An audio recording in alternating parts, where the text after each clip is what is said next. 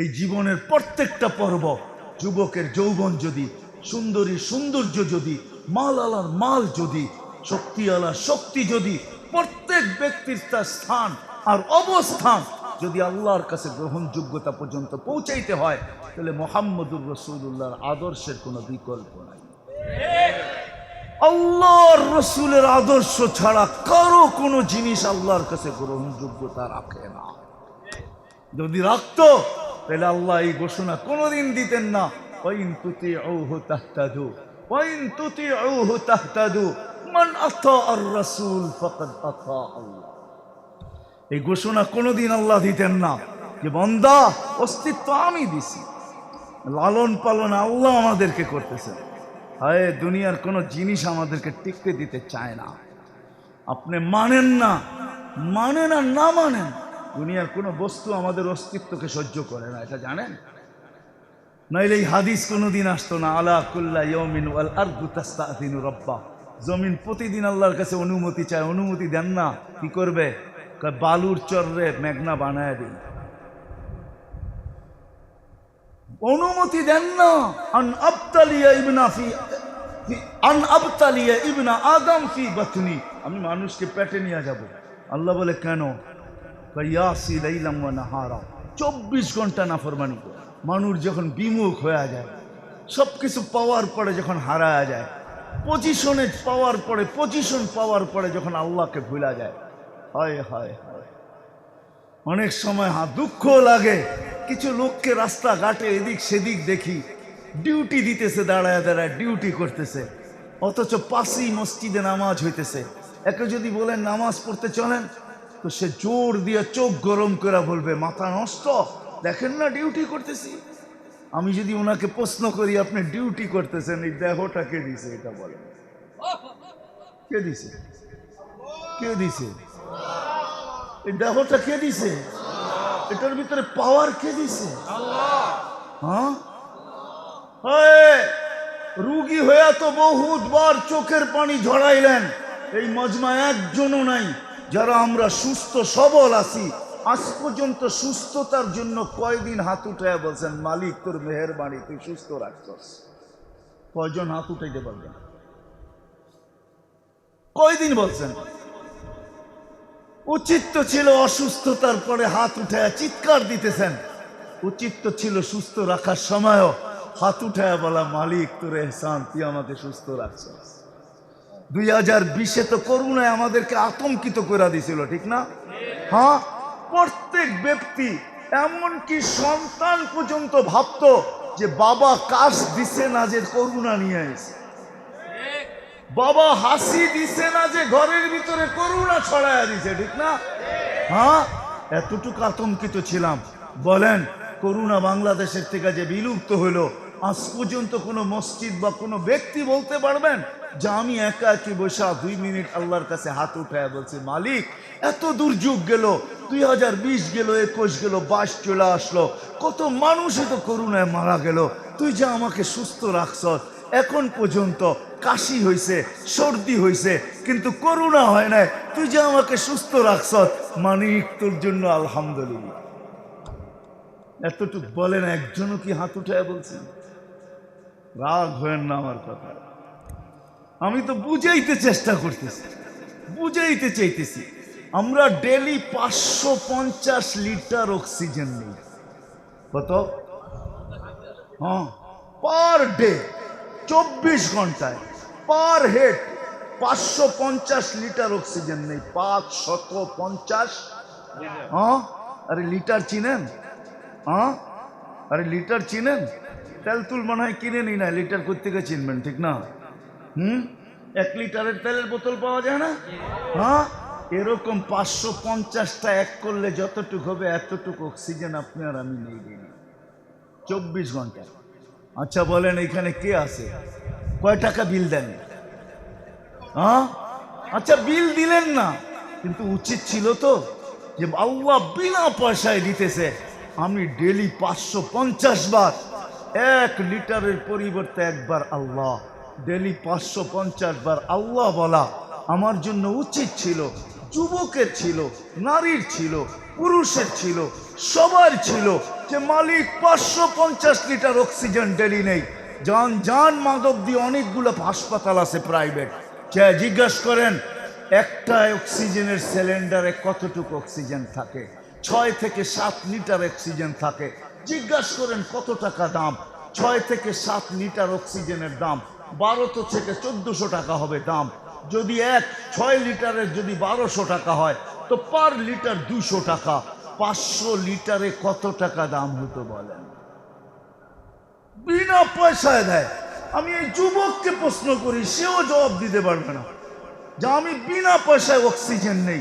এটা কি উচিত ছিল না যে আমি 550 বার আল্লাহ বলবো যে মালিক তুই পয়সা নেস না বটে, কিন্তু আমি ডেলি 550 বার আল্লাহ বলবো, আর বলে হাত উঠায় বলবো মালিক দিতে তো আসিস বিনা পয়সায়, এটা তো তোর শোভা পায়। আমি বিলকুল বিনা পয়সায় নেই, এটা তো আমার জন্য শোভা পায় না। কিন্তু মালিক তুই তো পয়সা নিবি না, তুই তো দুনিয়ার কাগজ নিবি না, তুই তো টাকা নিবি না, তুই তো দুনিয়ার কোনো জিনিস নিবি না। বিনা আমি আমার উপরে ধার্য করলাম যে আমি ডেলি 550 বার তোকে আল্লাহ বলে ডাকবো, আল্লাহ আল্লাহ আল্লাহ আল্লাহ আল্লাহ। 550 বার ডাকবো, আর ডাকার পরে বলবো মালিক 550 লিটারের বিনিময়ে 550 বার আল্লাহ বললাম। একজনও তো নেই, চলে যেতে হবে। থাকার সুযোগ এখানে কারণ চলে যেতে হবে। যিনি নিয়ে আসছেন উনি নিয়ে যাবেন। যিনি এই অস্তিত্ব পর্যন্ত ব্যক্তিত্ব পর্যন্ত পৌঁছেছেন উনি ব্যক্তিত্বহীন করবেন, এটাই সত্য। মরতে দেরি। এই জন্যই বালুর চরেও যদি কারো মৌত হয় তো 4 জন ফেরেশতা 4টা মাইকে ঘোষণা, 4টা ঘোষণা মাইকে আসে, যদিও আমাদের কানে আওয়াজ আসে না। প্রথম ফেরেশতা বলে ইনকাতাতিল আজাল ওয়ানকাতাতিল আমাল, এই ব্যক্তির বয়স শেষ, আশাও শেষ, তোমাদের কান্না বিফলে। দ্বিতীয় ফেরেশতা ঘোষণা দেয় সালাল ইস্তেকাল বাকিয়াল ওয়াবাল, এই ব্যক্তির ব্যস্ততা শেষ, সমস্ত ঘাটি সামনে, কেউ সঙ্গ দিবে না, কেউ সাথে যাবে না, কেউ সান্ত্বনা দিবে না, সব ঘাটি সামনে। তৃতীয় ফেরেশতা বলবে জাহাবাতিল আমওয়াল, এর সব অর্জন হাতছাড়া। এই জন্য যে লেখছে বড় সুন্দর লেখছে, इस दुनिया में करोड़ों माली है, इस दुनिया में करोड़ों माली थे। প্রত্যেক ঘরের অভিভাবক মালি। মালি বোঝেন? ঘরটা একটা বাগান, সে একজন মালি, ঠিক না? পরিচর্যা করে। তো কবির কথাই সত্য, इस दुनिया में लाखों करोड़ों माली थे, सिकंदर जब गया दुनिया से दोनों हाथ खाली थे। খালি হাত নিয়ে যেতে হবে, সব রেখা যায়। এই জন্য আমি মাঝে মাঝে বলতে বাধ্য হই যে আমাদের মতো জালেম কেউ নেই, আমরা বড় জালেম। মা বাবা সব রাইখা দিলাম, দুনিয়ার সবচেয়ে সস্তা কাপড় পেঁচায়া কবরে দিয়া। আজ পর্যন্ত কোনো সন্তান বলল না আমার বাপ কোটি টাকা রেখা গেছে, আমি 10 টাকা দামের কাপড় দিব তো দিব কেন? হুজুরদের কাছে যে জিজ্ঞাসা করে নাই যে আমি কালার সাদা দিব, কিন্তু দামি কাপড় দিয়ে পেঁচাবো, আমার আব্বা রেখা গেছে আমার জন্য কোটি টাকা। ছেলেও বলে কবরে এত দামি কাপড় দিয়ে লাভটা কি, 10 টাকারটাই যাবে। আমাদের চেয়ে বড় জালেম কেউ নাই। করুণা তো আরো করুণ দেখায় দিছে, করুণা দেখায় দিছে। বাবা 1000 কোটি টাকা রেখা গেছে, কিন্তু সন্তান বাবার কবরও দেখে, বাবাকেও দেখে নেয়, কবরও দেখে নেয়, কবরস্থানও দেখে নেয়। মৃত্যুর পরে বাবাকেও দেখে নেয়। 2020 চিনি আমরা, ঢাকা শহরে থাকি তো 2-4 জনকে চিনি। বাপ 100 কোটি টাকা রেখা গেছে, কিন্তু ছেলে মারা যাওয়ার পরে 2 চোখ দিয়ে একবার দেখেও দেখে নাই। সে বাপসে দেখতে যায় আবার করুণা আমার চোখ দিয়ে আমার ভিতরে ঢোকে কিনা। বাপকে দেখার দরকার নাই। সংস্থাকে ফোন করছে, সৎ কাজ আপনারা করে দিয়েন, 4 জনে মিলা করে দিছে, আপনি কেন আসবেন না? উনিও তো পারতো, যারা 4 জন মিলা সৎ কাজ করছে, দাফন কাফন করছে, ওই সন্তানও তো পারতো ওরকম পিপি পড়া, ওরকম প্রোটেকশন নিয়া বাপের কবরের সামনে দাঁড়াইতে পারতো। কিন্তু সে ভীতু ছিল এতটুকু, জালেম এতটুকু, যে বাপের লাশ পর্যন্ত দেখে না। নাই? হ্যাঁ, আবার উল্টাটাও আছে, কিন্তু আপনি পাবেন আলহামদুলিল্লাহ, হুজুররা আছে। 2020-এ বাবা মারা গেছে, নেটে আছে, নিজের হাতে গোসল করাইছে, নিজে কাফন পড়াইছে, নিজে জানাজা পড়ায় কবরে রাখছে। দুনিয়া চিৎকার দিছে তোকে কোয়ারেন্টাইন করতে হবে 14 দিন। কয় কর্মু পরে, আগে বাপেরে দাফনায়ালেই। কয় তুইও মরবি? কয় মরলে মরলাম, বাপ বড় আমি বড় না। বাপের চেয়ে বড় কিছু নাই। নিজের হাতে গোসল, নিজের হাতে জানা কাফন, নিজের হাতে জানাজা, তারপরে কবরে রাখছে। আর চোখের পানি ছেড়া উপরে দেখা বলছে চোখের পানি দিয়া রাখা গেলাম, তুমিও দেখা রাখো। হাজারো কাহিনী আছে, চলে যেতে হবে। কিন্তু শেষ জায়গায় আমি চলে আসছি, সিরাত কেন প্রয়োজন? ওই মুহাম্মদুর রাসূলুল্লাহ সাল্লাল্লাহু আলাইহি ওয়াসাল্লামের ক্যারিয়ার কেন প্রয়োজন? আজকে মুসলমান জানে না। হায় হায় হায়, মনে উঠলো এই জন্য বলতেছি। দুটা কাহিনী যদি দিলে রেখাপাত করে হাদিস থেকে। আনাস রাদিয়াল্লাহু তাআলা আনহুর ঘরে মেহমান আসছে, তো দস্তরখান বিছাইছেন, দেখতেছেন দস্তরখানটা একটু ময়লা, তো উঠায় নিয়ে যায় সামনেই আগুনের চুলা জ্বলতেছিল, চুলার ভিতরে ঢেলা দিছে। একটু পরে বাহির করে নিয়ে আসছেন চকচকে, কেননা ময়লা সব আগুন খায়া ফেলছে, পুরায় ফেলছে ময়লা। কাপড় যেমনটা সেমন।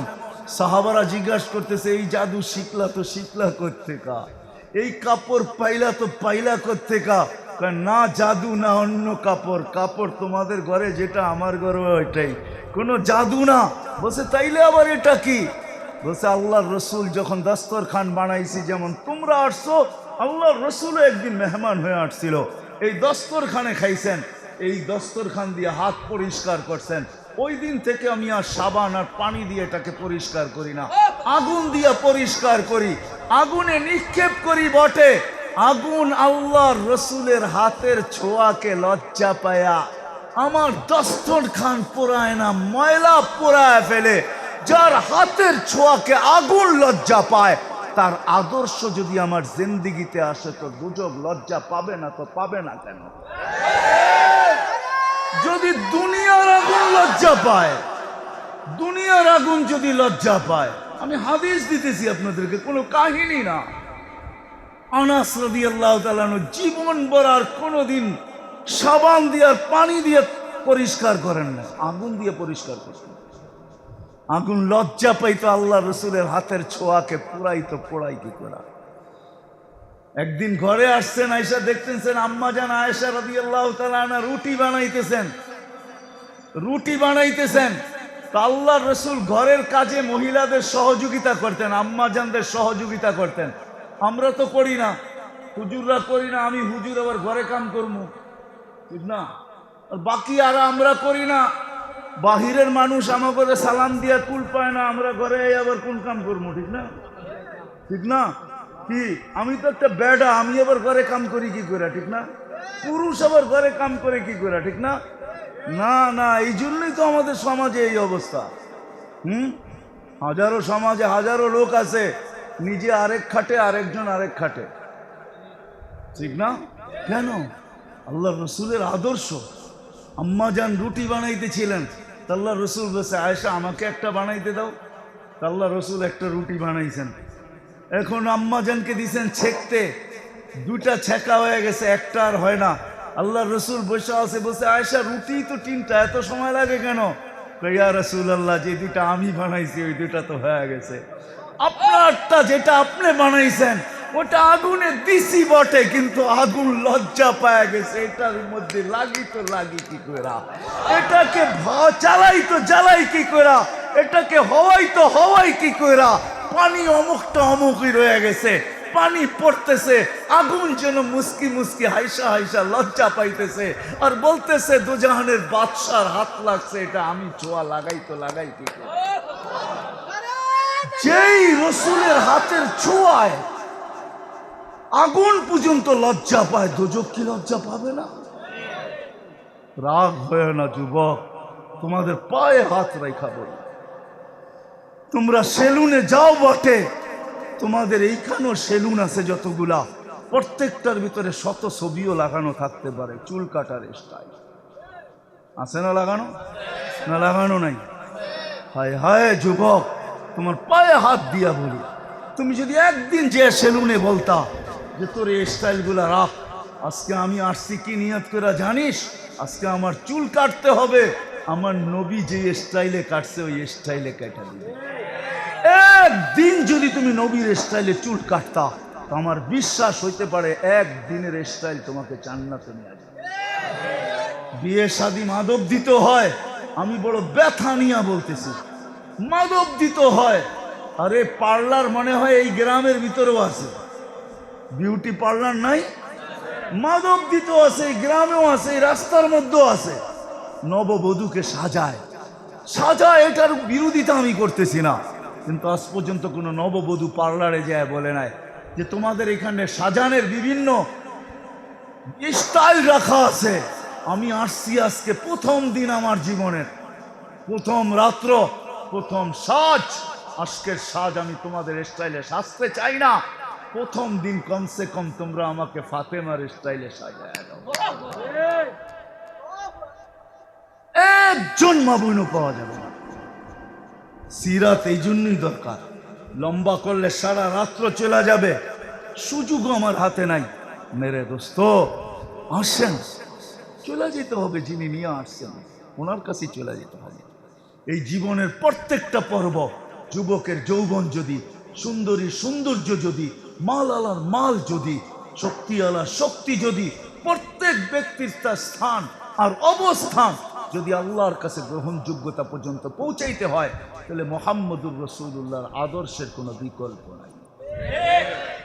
আল্লাহর রসুলের আদর্শ ছাড়া কারো কোনো জিনিস আল্লাহর কাছে গ্রহণযোগ্যতা রাখে না। যদি রাখতো তাহলে আল্লাহ এই ঘোষণা কোনোদিন দিতেন না, ওয়াইন তুতিউহু তাহতাদু, ওয়াইন তুতিউহু তাহতাদু, মান আতা আর রাসূল ফাকাদ আতা আল্লাহ। এই ঘোষণা কোনোদিন আল্লাহ দিতেন না যে বান্দা অস্তিত্ব আমি দিছি, লালন পালন আল্লাহ আমাদেরকে করতেছেন। হায়, দুনিয়ার কোনো জিনিস আমাদেরকে টিকতে দিতে চায় না। আপনি মানেন না, মানেন আর না মানেন, দুনিয়ার কোনো বস্তু আমাদের অস্তিত্বকে সহ্য করে না, এটা জানেন? নাইলে এই হাদিস কোনোদিন আসতো না, আলা কুল্লা ইয়াউমিন ওয়াল আরদু তাস্তাযিনু রাব্বা। জমিন প্রতিদিন আল্লাহর কাছে অনুমতি চায়, অনুমতি দেন না, কি করবে? বালুর চররে মেঘনা বানায় দিন, অনুমতি দেন না। আন